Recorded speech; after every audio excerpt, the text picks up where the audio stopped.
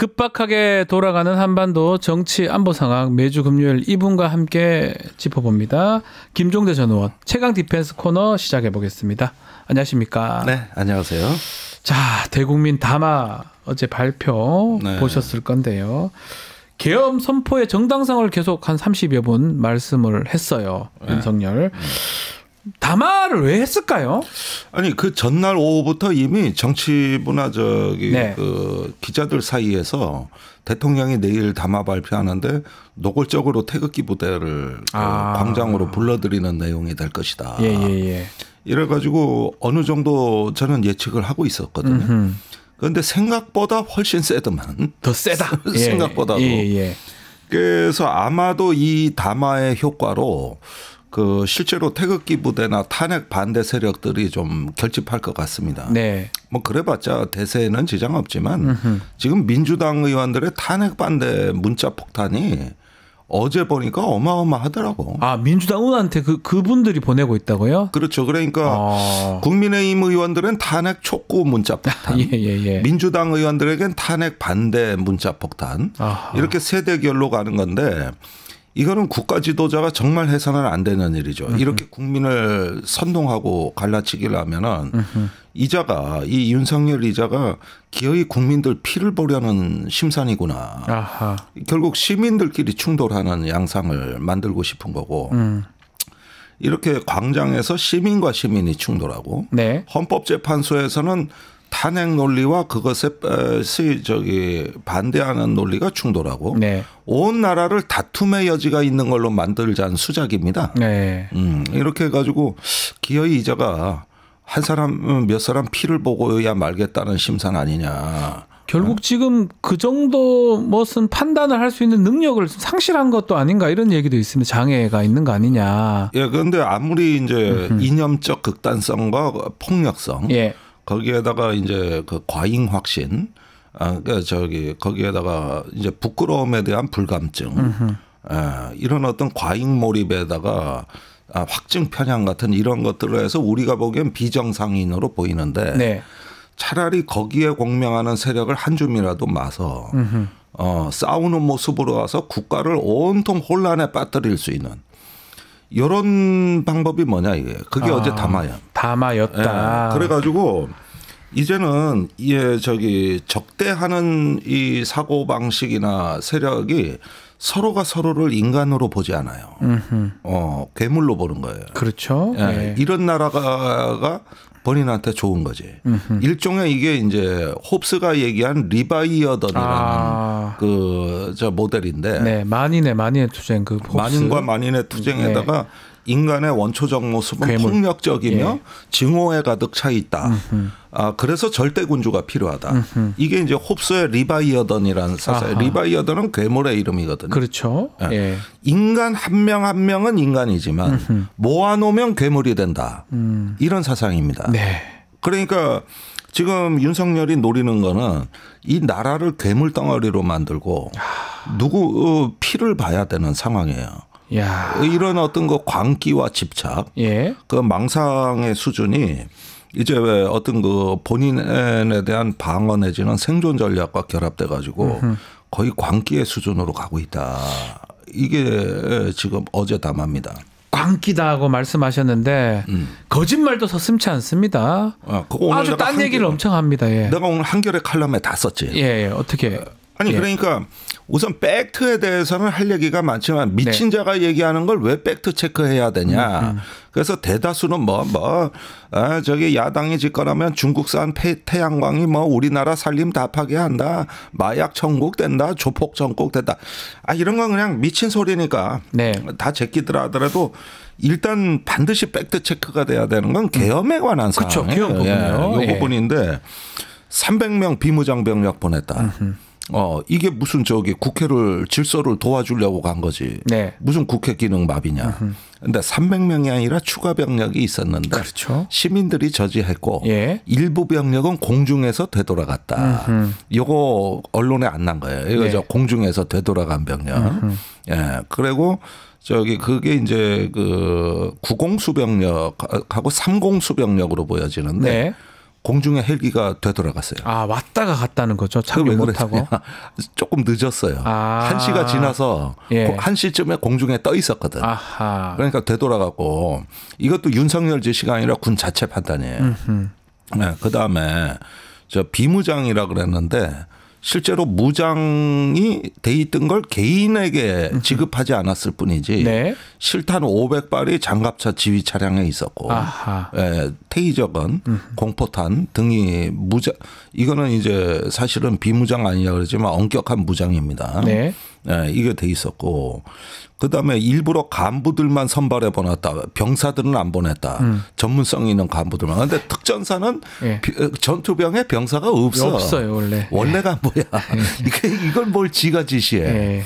예, 이런 뜻이 그 내용들 보면은 병력 투입은 질서 유지용이고 국회 의사 진행은 방해한 게 없다 해서 요게 이제 헌법재판소에 가서 탄핵 심판 때 네. 내란의 고의성과 목적성이 없었다는 근거로 활용될 셀프 변론이에요. 예. 예, 요 얘기를 지금 해서 국민의힘에게 계속 이렇게 방어하라고 사인을 보내죠. 요 부분은 정교합니다. 네. 절대 미친 게 아닙니다. 네, 정교한 것이다. 예, 정교합니다. 예, 그런 부분에다가 저기 그 상공수 10상공수와 7공수가 4일날 투입하기로 돼 있었거든요. 아, 다음 날요. 그 이제 민주당사 MBC 이런데 그다음에 국회도 증언하고 네. 이런 부분들까지 압도적 병력 투입 계획이 있었다는 것도 말하지 않고 그러니까 300명 비무장 이건 거짓말이 되는 거예요. 네. 사실이 아닌 거야. 사실 이미 대기 중인 다른 명령이 있어요. 예. 예, 이것도 거짓말이라고 봐야 되겠고 이렇게 해서 내란의 고의성과 목적성이 없었다는 쪽에 사실관계를 꿰맞추는 거죠. 그런데 그 사이에 증거가 너무 많이 나온 거예요. 그러니까 그 왜 확인 안 했을까요? 지금 다 풀었잖아요. 사람들이 다 중간에. 그렇지가 않아요. 확인하고 해야 되는 거 아닙니까? 그렇지가 않아요. 자, 우선 그 특전사령관하고 수병사령관 때 계엄 당시에 윤석열이 전화를 했잖아요. 직접 전화했잖아요. 이건 치명적 실수였습니다. 그러니까요. 원래는 이렇게 안 하기로 돼 있었어요. 이건 국방장관이 알아서 하는 거지. 자기가 이 병력을 점검하고 뭐 투입하고 이러는 부분에 대해서 윤 대통령의 흔적이 남아있으면 절대로 안 됐는데. 그렇게니까. 근데 왜 전화를 했느냐. 예. 늦어지니까. 너무 안 되니까. 11시까지 국회 점령하라고 분명히 지시가 내려갔거든요. 예. 그런데 11시에 아직도 출동을 안 한 거야. 출동도 안 했고. 예. 이게 어제 나온 거는 공역관리. 그거 부승찬 의원이 밝힌 건데 공역관리에 수방사하고 협조가 안 된 부분하고 네. 그다음에 저기 날씨 때문이었습니다. 기상이 좀 안 좋아서 헬기가 늦게 떴군요. 예, 그게 훈련용이라고 일단 저 대기를 시켜 놓으니까 훈련 때는 헬기 운행이 자동 취소됩니다. 실전이면 악천후라도 뚫고 가겠죠. 그런데 예. 저녁 7시에 특전 항공대에다가 훈련용이라고 통보를 해 놓은 거예요. 그리고 8시에 두 번째 출동 대기지 시가 내려올 때도 훈련용이었어요. 그러니까 기상 보고 안 가도 되겠다 이 생각한 거네요. 취소될 걸로 생각한 거예요. 그래가지고 항공단은 아무것도 모르거든 내용을. 네. 그래서 항공단장한테 이제 실제 출동해야 되는 10시 반 이후에 지금 기상 상황으로 출동 준비 중입니다. 이러니까 곽중근 사령관이 불같이 화를 내는 거야. 뭐하냐. 막 그냥 쌍욕이 나오고 예. 난리가 났었어 난리가. 요런 건 제가 녹취 파일로 다 갖고 있어요.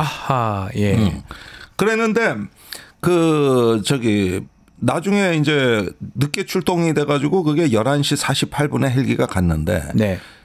어제 담화에서는 자기가 담화 끝나고 그때 가서 출동을 했기 때문에 병력이 늦게 간 건 자기 지시라는 거야. 그렇죠. 그게 아니라 거짓말이잖아요. 운행 그 준비 태세 실패해서 그런 거지 이건 윤석열이 지시가 아니요. 그러니까요. 그러니까 요거는 제가 헌법재판소에 이런 녹취록도 제출하면은 금방 뒤집히거든요. 예. 그러니까 11시 48분에 간 게 자기가 국회 의사 진행을 방해할 의도가 없었기 때문에 천천히 보낸 거라는 거예요. 참으로 가소로운 거짓말 아닙니까? 그러니까 이거를 그냥 떳떳하게 그냥 막 거짓말을 하잖아요. 네. 근데 이거는 탄핵 심판의 심리에 영향을 주는 부분은 요럴 때는 또 작아진다고. 이래가지고 살살 거짓말을 해. 요런 거는 제가 100% 다 밝혀낼 자신이 있어요. 네. 그래서 어제 보니까 담화가 첫 번째는 태극기 부대 동원, 두 번째는 탄핵 심리 대비. 네. 예, 이렇게 해가지고 벌써부터 그 어떤 준비 태세 전환으로 들어간 거고. 네. 네, 이렇게 해서 일단은 내란 수계에서 일단은 벗어나 보겠다는 일종의 몸부림입니다. 몸부림이다. 예. 이 계엄에 좀 연루된 사람들한테 뭔가 메시지를 던지는 그 효과도 있는 거 아닙니까? 이렇게 난 나갈 거니까 너희들도 입맛 좀 맞춰라. 그거 굉장히 의미 있는 질문이신데 이걸 보라고요. 이게 서울에 보면 영화를 보면 말이에요. 네. 행주대교 장면이 나와요. 네, 맞습니다. 근데 거길 관할하는 게 34단이에요. 34단장이 양쪽에서 저 지시가 내려와. 두 군데 계엄군하고 반란군하고 다 반란군하고 그 진압군하고. 진압군이요. 그런데 한쪽에서는 다리를 터줘라. 네. 요건 반란군이에요. 그때 인천 남동구에서 저 오공수가 출동하고 있었어요. 공수였던 구공수였나 오공수였나. 그래가지고 행주대교를 건너야 서울로 들어온다고. 네. 근데 터주라는 거고 진압하는 쪽에서는 막아라요. 네. 그러면은 이걸 34단장이 어떻게 해야 됐을까? 바리케이트를 쳤지. 그 철로 된 그걸 쳤는데 비스듬히 쳐가지고 한쪽이 뚫려 있는 거야. 그러면은 이 34단장 입장에서는 쿠데타가 성공하면은 내가 열어줬다가 되는 거고. 참. 쿠데타가 실패하면 내가 바리케이트를 쳤다가 되는 거죠. 양쪽 결과에 다 맞출 수 있는 거예요. 이게 그러네요. 전문가는 이럴 때 전문가인 거예요. 그런데 지금 국방위에 출석한 장성들의 대다수가 이런 입장이에요. 그렇습니까? 네. 그런데 특전사령관 같은 경우가 곽종근 보니까 지금 이러지도 저러지도 못하다가 분명히 어느 순간에 항명을 했냐면은 그 의사당 문 부수고 들어가서 국회의원들 다 끌어내. 요때 멈춘 거거든. 그때 그만한 것 같아요. 요때 그만. 그 전까지는 다시 지시를 수행하려고 했던 것 같아요. 그럼 나중에 윤 대통령으로부터 질책은 어떻게 벗어나느냐. 앞에까지 갔는데 중과부적이었고 인원이 적어서 못했다. 내 잘못이 아니다. 인원이 적고 그게 오히려 엎어치기 당한다. 그래서 그건 현장 지휘관 판단이었다. 나는 들여보내려고 했다. 이랬던 거지. 네네네. 그랬는데 이제 이거를 윤 대통령이 역용해서 그건 내가 안 들여보낸 거야. 이렇게 둘러치기를 하는 거죠. 그러네요. 그런데 이 전화한 기록이 그럼 있는 건 그럼 뭐냐? 네가 문 부수고 들어가라고 전화한 끄집어내라 이렇게 부인할 겁니다. 부인할 거예요. 부인할 것이다. 녹음이 안 돼 있거든. 비아폰이니까. 그리고 착각한 거다. 그건 특전사령관. 나는 어떤 상황이냐고 물어본 거다. 이게 헌법재판소에 가는 방어 논리예요. 그리고 군의 비아폰은 저장이 안 돼요. 저장이 안 되니까. 그래서 이 얘기를 한 거고. 지금 이 체포조도 전환은 했지만 실행은 안 됐다. 이런 식으로 해가지고 대부분 건 아래서 검토한 거나 하고 나는 그런 전화 한 적 없다로 벗어나겠다는 심산인데 요게 때가 늦은 게 뭐냐면은 국정원 홍장원 1차장하고 특전사령관하고 수방사령관 등등이 이제 양심선언이 시작되는 바람에 그러니까 얘기를 다 해버렸어요. 윤석열이가 조금 불리해 보여. 내가 보기엔. 많이 불리해 보이는데요. 많이 불리해 보여. 그런 거 확인도 안 하고 다 말을 해버렸어. 또 그런 느낌도 들기도 하고. 그런데 마지막으로 그렇게 질러대는 거 외엔 방법이 없으니까. 없죠. 부인하고 이제는 왜곡하는 것밖에는 방법이 없죠. 그 지금 내용 중에도 본인이 뭐 경고형 얘기를 하지만 실제로 지금 드러난 사실을 보면 이미 오래전부터 계엄을 준비했고 내란을 준비했던 걸로 지금 보이거든요. 예컨대 경호처장인 김용현을 국방부 장관을 보내면서 뭐 그때부터 TF팀도 있고 뭐 벙커도 만들고 구금시설 만들고 이런 것들을 다 어떻게 본인이 아니라고 할 수 있을까요? 일단은 국방부 장관한테 미루면서 그거는 이제 정상적인 어떤 국가 비상대비였다. 이렇게 이제 둘러대겠죠. 그런데 각각을 보면 다툼의 여지가 있으나 전체적인 그 맥락을 이걸 보면은 의도가 선명하게 드러나거든요. 네. 그러니까 이거는 그 각각을 보는 게 아니라 그런 어떤 맥락 하나의 시퀀스가 있는 거거든요. 예, 그런 걸 이제 그 심리할 때 살펴보면 뭐 그렇게 어렵지 않게 드러날 거고. 네. 또 사실은 그 확신범들이 좀 있습니다. 내가 국방위에 나온 장군들 보니까 세 부류가 있더만. 네. 그럼 명령인데 해야지. 대통령이 국군 통수권자가 명령하는데. 내린 명령인데 왜 지켜야죠. 예. 아니 헌법을 수호하는 게 대통령인데 나는 지금 되돌아가도 할 수밖에 없었다. 이런 캐릭터가 누구냐. 여인영입니다. 여인영이 왕첩사령관 전. 여인영입니다. 예. 두 번째는 뭐냐 하면은 하기는 했는데 잘못된 것 같다. 이제 와서 보니까 잘못됐다. 그러면서 대통령 명령이 또 내려오면 항명할 거다. 네. 이러면서 태세 전환을 하는 그룹들. 요 그룹이 인원수가 제일 많아. 예, 태세 전환들. 예. 예. 요 그룹이 두 번째 캐릭터고요. 예. 세 번째가 있더라고. 요건 뭐냐면 주범이고 실세면서 네. 너무 은밀해서 숨어 있는 자들. 지금 언론의 관심의 대상조차도 아닌 자들. 네. 그러나 진짜 핵심 주범인물. 주범들. 예. 네. 이게 쿠데타 계엄의 진상은 이 세 번째 그룹에 있다고. 이게 지금 안 나오는 거예요. 세 번째 그룹을 찾아내고 그 사람들을 조금 밝혀내는 게 중요하다 이 말씀이네요. 그렇죠. 예. 세 그룹이 있는데 네. 거기에 자 용산의 대통령의 계엄을 보좌했던 참모들이 전혀 안 밝혀져 있습니다. 그것도 이상합니다. 예. 네. 한 사람도 안 나오고 있어요. 예. 이건 굉장히 지금 중요한 게 누락된 거예요. 예. 대통령 혼자 한 게 아니거든. 혼자 할 수도 없고요. 네. 예. 그러니까 민정수석 역할이 뭐고 법무비서관의 역할이 뭐고 국방비서관, 안보실 2차장의 역할 이런 김태효. 것들. 아니 그건 1차장인데 예. 2자는 이번에도 쏙 빠져나갔어. 미꾸라지처럼. 예. 기가 막힌 처세술아니야. 네. 그런데 이 역할이 안 나오고 있고 신원식 안보실장의 역할은 최대 지금 관심사입니다. 네. 내가 보기엔 뭔가는 있어요. 자, 용산의 역할이 전혀 안 밝혀져 있다. 네. 두 번째는 방첩사에 네.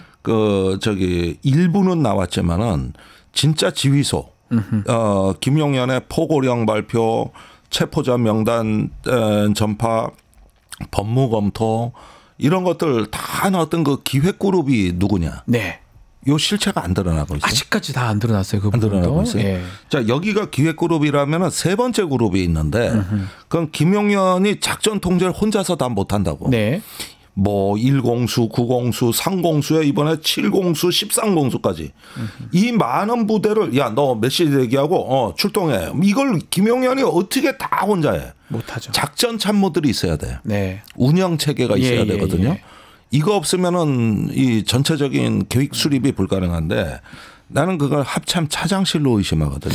그럼 합참도 관련성이 있다는 겁니까? 네, 그 합참의 정진팔 예. 합참 차장이 예. 계엄사 부사령관으로 들어오거든요.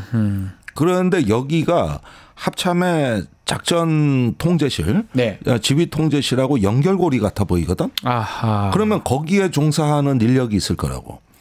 이 부분에 대해 가지고 전혀 실체가 드러나지 않고 이 합참 차장은 지금도 직무 배제가 안 됐어요. 네. 계엄사 부사령관인데 왜 난 국회가 이걸 왜 요구 안 하는지 이상하네요. 이해를 안 못하고. 예. 그러면 보라고. 지금 이 쿠데타의 핵심 세력들은 하나도 나온 게 없어. 그러네요. 예. 아무것도 나온 게 없어. 이거 그리고 가장 그냥 됐을 리는 없는데 그 안에 핵심들이 분명히 있을 것인데 그 사람들 안 그냥 겉으로 김용현하고 경찰들만 몇 명 나왔어요. 그렇습니다. 지금 구속된 사람들은 보면. 그러면 용산의 컨트롤 타워, 네. 그다음에 그거를 받아서 하는 정무 기획 그룹, 그다음에 작전 운영 그룹, 네. 요 세 그룹이 이 쿠데타의 실제 그림표인데, 네. 그리고 나머지 특전사, 수방사는 그냥 물리력이야. 그렇죠, 그렇죠. 시키는 대로 하는. 그러니까 얘들은 오히려 계엄을 제일 늦게 하는 애들이에요. 계엄 이틀 전부터 지시를 받은 사람들이지만, 네. 말씀하신 대로 아까 질문에 뭐 몇 개월 전부터 준비한 거 아니야. 그렇죠. 그 몇 개월 전부터 준비한 이 세 그룹이 누구냐는 거지 지금. 찾아내야 될 것 같은데요. 그렇죠. 네. 네. 근데 지금 온통 그냥 뭐 국회 국방이다 뭐다 이래 보면은 눈에 띄는 놈들만. 네. 그자들 위주로 돼 있는데 진짜 비밀은 눈에 안 보이는 데 있는 거거든요. 예. 예. 그래서 이게 대통령과 김용현 당시 국방장관 이랬지만 그 주변에 주렁주렁 딸려 있는 이자들이 지금도 직을 유지하면서 지금도 일을 하고 있습니다. 네. 그리고 제가 한 가지 제보 받은 거는 이미 지난주에 그 어디서 지시를 받았는지 몰라도 군사 경찰이 1공수와 9공수에 모든 부대 일지와 상황 일지 등 관련 자료를 수거해 갔어요. 군사 경찰이요? 네. 아, 왜요? 그러니까 그 조사본부 요쪽도 예. 굉장히 의혹인데 이게 이제 사후에 은폐 그룹이 또 따로 있는 거거든요. 네. 그런데 그자들이 지금 저기 특수본 경찰 조사본부에 들어가 있는 거야. 그렇죠. 아니 그러니까 이게 지금 그다음에 국방부 검찰단은 저기 검찰 특수본으로 들어갔고. 네. 군 검사들. 네. 아니 거기 가서 무슨 장난을 할 줄 아냐고. 응? 지금 포고령을 작성한 자가 누군지 법무검토한 자가 누군지 아직도 안 밝혀져 있어. 나오지 않고 그냥 김용현 얘기로는 대통령 둘이 했다라는 식으로 지금 얘기만 나오고 있는데요. 그런데 이 자들이 갑자기 태세 전환을 해서 이번엔 계엄 수사를 한다는 거야. 네. 아, 그 무슨 말씀인지 알겠습니다. 놀랍습니다. 놀랍죠. 원래 주범일 수 있는 사람들이 본인들이 수사를 한다? 이건 참 놀랍네요. 그러니까 진짜 이 계엄에 대해서 예령이 발령이 됐는데 네. 그게 뭐 한 달 전인지 두 달 전인지 내가 보기에는 10월부터가 좀 이상해 보여요. 네. 그때 연평도에서 K9 자주포 막 쐈어요. 수십 발. 그렇습니다. 그때 교전이 일어나도 하등 이상할 게 없었어요. 그다음에 10월 초엔 또 무인기가 날아갔어요. 평양 상공으로. 네. 이것도 이상하고 계속 이상한 일이 터지거든. 그러다 11월에는 이제 오물풍선 원점 타격까지 나왔네. 이때가 계엄의 예령이 발령된 때입니다. 예령이다. 네. 이런데 여기에 일을 한 실세 그룹들이 지금 하나도 안 밝혀져 있는데 그 실세 그룹이 12월에는 저기 이 계엄 선포까지 추동해낸 일종의 어떤 스태프 조직들이 되는데 아무리 윤 대통령이 미쳤다고 하더라도 네. 이들의 도움 없이는 어떻게 합니까? 이건 상식을 회복해야 돼요. 그런데 지금 이런 부분들이 안 나타나고 여전히 윤석열이 임명한 저기 국방 차관과 네. 또 저기 국방부 검찰단 군사경찰 또 방첩위원들 다 있고 지난주에 집중적으로 증거인멸이 됐다고. 아, 증거인멸이 됐을 것이다. 예. 네. 그런데 보세요. 이게 우리가 5.18 진상규명이 왜 어려웠냐면 그때 공수부대가 광주에 들어갈 때 그때만 부대 일지가 없어. 네, 다 빼버리죠. 그때만. 예, 딱 그때만. 그래서 지금까지도 진상규명하는데 엄청난 어려움을 사실 안 되고 있잖아요. 정확한 걸 다 볼 수 없잖아요. 발포 명령, 예. 출동 명령 이런 게 아직도 논란이 있는데 지난주에 계엄 상황 때 그 자료들만 싹 없어졌단 말입니다. 이게. 네.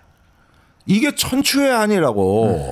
그러니까 계엄이 해제되고 난 뒤에 그다음에 3, 4일 요게 핵심이에요. 네. 그러면 지금은 저기 누가 이런 걸 뭐 해서 뭐 출동했냐 누가 왔냐가 중요한 게 아니라 최근에 며칠 사이에 이 증거가 인멸된 게 누구 짓이었는가가 급한 거예요. 네.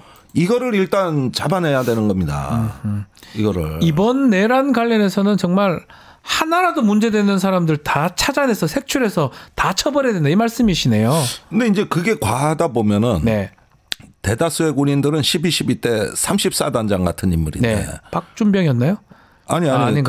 지금 말했던 34단. 네. 30 거기는 박준병은 24단인가 그렇고.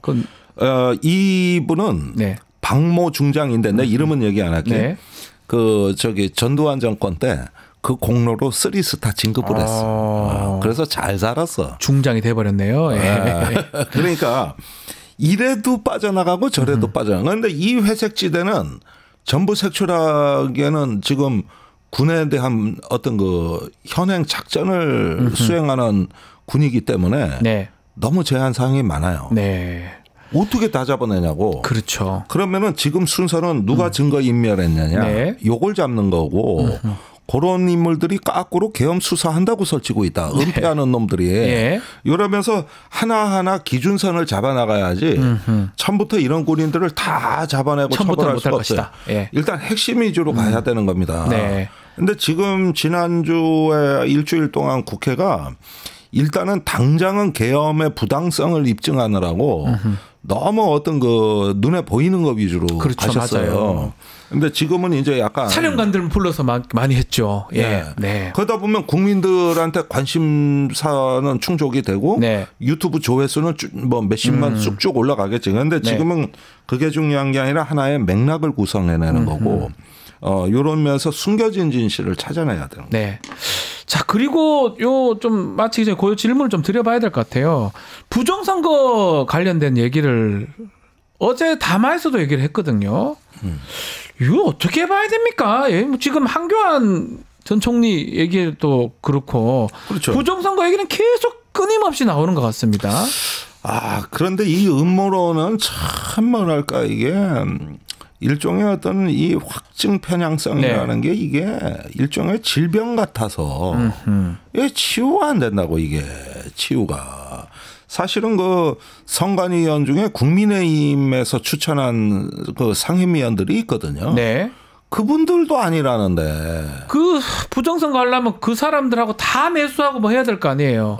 그거 쉽지 않아 보이는데요. 그분들도 아니라는데. 예. 그리고 한 나라에 선거제도가 부정선거라 그러면은 뭐 이건 국가 존립의 문제인데 아니 그걸 이제 와서 점검하려고 갔다는 거 아니에요. 네. 또 말이 바뀌었어. 이상하죠. 네. 외부에서 해킹하고 데이터 조작하는 흔적이 있어서 점검하러 갔다. 네. 이렇게 이제 어제 담화에서 둘러대는 거거든요. 그래서 아이고 이 사람은 이게 약이었구나. 망상이다. 아니 그거 때문에 선관위가 그 많은 돈 들여가지고 네. 이미 보안 조치하고 여러 가지 그 장치 마련하고 아무리 해도 믿질 않고 요걸 때렸겠다 그러니까. 네. 이러면 이 나라의 선거제도 자체가 없어져야 돼. 그러니까 말도 안 되는 네. 얘기를 혼자 망상에 빠져가지고 유튜브만 지금 보는지. 아 그리고 이제 요거 짚어봐야 될 것 같은데 네. 오늘 단독 보도가 하나 있습니다. 명태균 그 핸드폰. 발견됐다면서요? 네. 저기 검찰에서. 네. 이거 어떻게 봐야 됩니까? 황금폰이라고 표현하는데. 네. 드디어 명태균과 계엄 사태가 연결되고 있습니다. 이 부분인가요, 그러면? 예. 아. 그러니까 이 부분은 제가 정확히 취재를 한 건데 네. 계엄이 선포되는 과정에서 그 전주에 대통령이 이제 굉장히 급해진 게 그 창원지검에서 강혜경 씨가 갖고 있던 명태균의 데스크탑 포렌식이 끝났다. 그 보도 나왔었어요. 이거 조금. 감당 네. 못할 내용이다. 예. 그다음에 명태균이 황금폰을 뭐 국민 앞에 공개하겠다. 뭐 민주당에 제공하겠다. 이 협박이 나왔다. 네.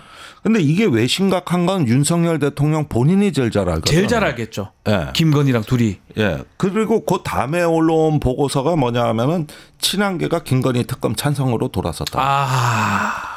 이래가지고 통과될 가능성이 높다. 이게 대통령한테 올라갔다는 거예요. 명태균 폰, 명태균 PC, 친한계 특검법 찬성 세 가지. 예. 이게 올라갔는데 그러고 나서 지시가 내려간 게 그 용산의 법무팀이 개헌 검토를 한 거죠. 아. 근데 내란죄에 대해서는 직접 무력 행사에 대통령이 개입만 안 하고 계엄 담화만 하면 그 아무리 어떤 내란죄 혐의가 있어도 다툼의 여지가 충분하다. 이렇게 보고서가 올라갔대요. 아. 그런데 실제 계엄 상황에서는 이 시나리오대로 안 가고 대통령이 전화질을 해버린 거죠. 전화를 다 해버렸어요. 다 걸려버리고. 이제는 지가 초조하고 네. 급해지니까. 겁나니까. 예. 그래서 재촉하고 하느라고 사령관들을. 네. 그 바람에 이게 이제 저기 진실이 밝혀지는 거지만 그 보고서를 보고 결심했다는 거예요. 여기서 이제 명태균 한동훈이 왜 계엄의 직접적인 트리거가 됐느냐 이 구조가 나오는 거거든요. 요거는 내부인의 이야기입니다. 그래가지고 저기 김용현한테 이제 의견을 물었는데 김용현 장관은 지금까지 준비한 대로 이렇게 실행을 하면은 실패할 일은 없다고 보고한 거예요. 아, 그렇게요. 예, 네. 예. 준비 잘해놨다. 예. 상대방은 무력도 없고, 네. 대통령과 장관이 무력을 행사하는데 어떻게 실패하냐고. 그렇죠. 예. 그러니까 과거에 우리가 5.16이나 12.12는 상대방이 무력이 있고 그걸 전복하는 전복형 쿠데타였는데 이건 친위 쿠데타니까 정반대 그렇죠. 성격을 갖고 있고 친위 쿠데타는 사이즈가 작아요.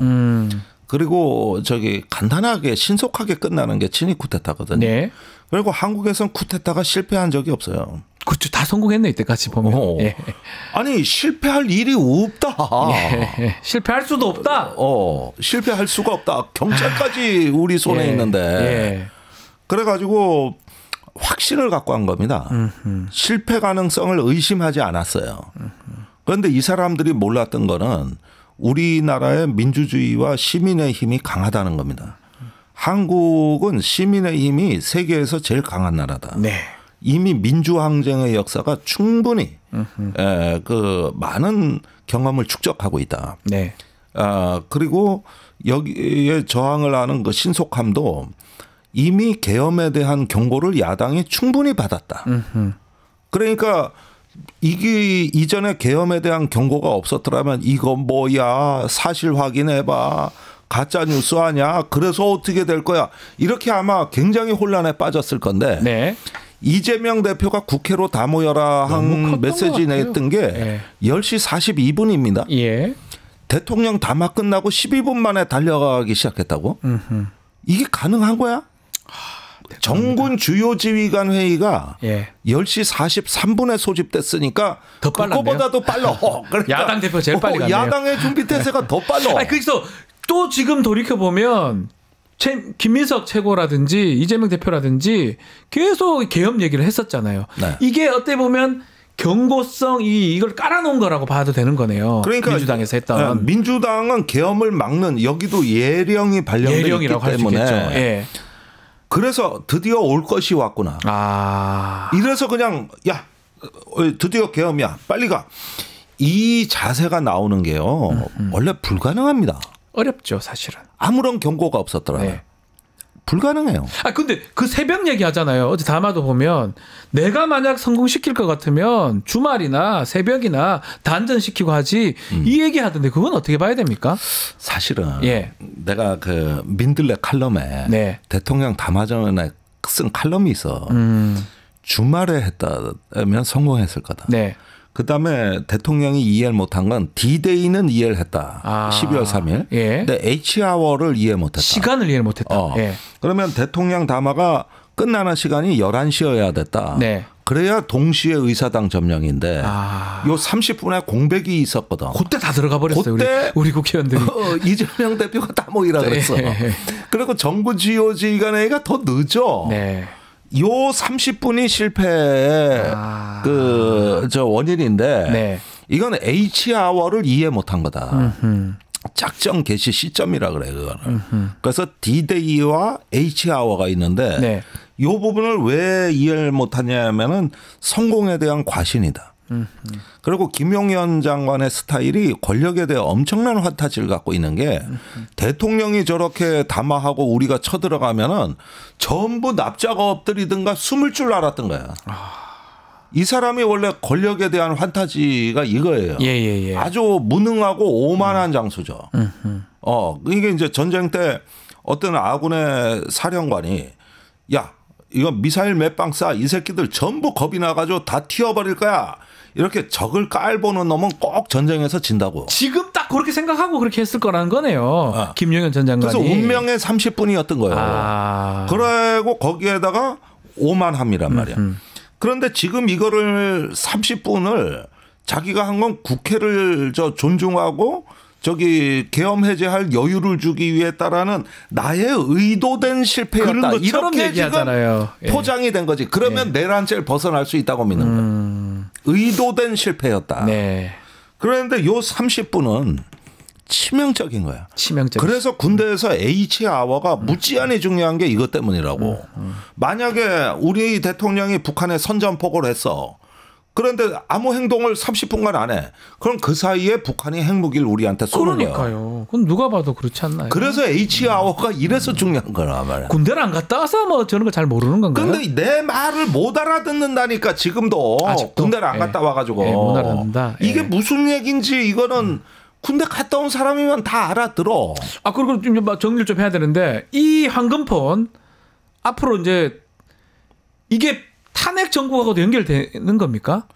예, 뭐 더 나온다면요? 예, 나옵니다. 그러니까 왜 계엄을 그 12월 3일 날 자기들이 불리한 시간에 선포할 수밖에 없었는지 이게 그러니까 이 황금폰의 실체를 이게 곧 터질 가능성이 있다고 보고 계엄을 선포한 거라 이거요. 그렇죠. 그걸 지금 여기 오늘 중앙일보 단독 기사인데 그 검찰이 지난주에 확보한 걸 이제 얘기하는 거야.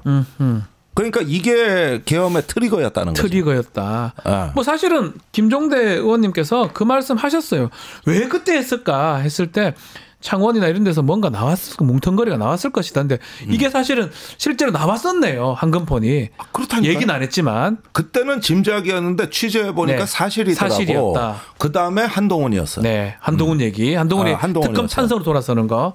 이것도 그거 막으려고 한 거예요. 앞으로 탄핵도 뭐 탄핵이지만 매우 중요한 전국의 폭탄이 되지 않을까. 황금폰이. 그렇죠. 그러니까 어제 담화에서 야당 얘기만 계속 하잖아요.